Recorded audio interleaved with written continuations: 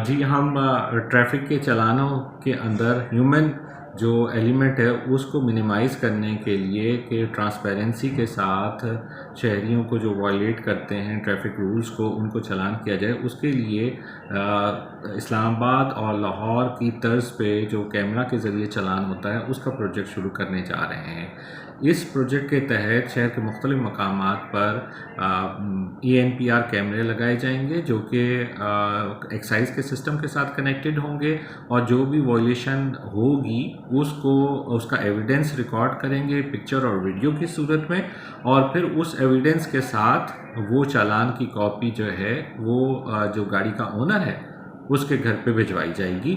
और इसके साथ ही इसमें जो हमारी ट्रैफ़िक की मॉनिटरिंग है कि ट्रैफ़िक का फ़्लो किस तरह से जा रहा है उसको भी मैनेज किया जाएगा।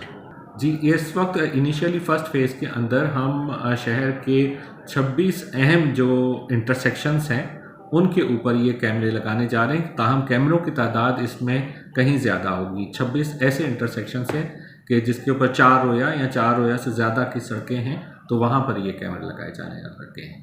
कराची DIG अहमद नवाज साहिब ट्रैफिक कवानीन की खिलाफ वर्जी करने वाले हो जाएं तैयार, ट्रैफिक सिग्नल तोड़ने वालों के CCTV की मदद से चालान करने का फैसला।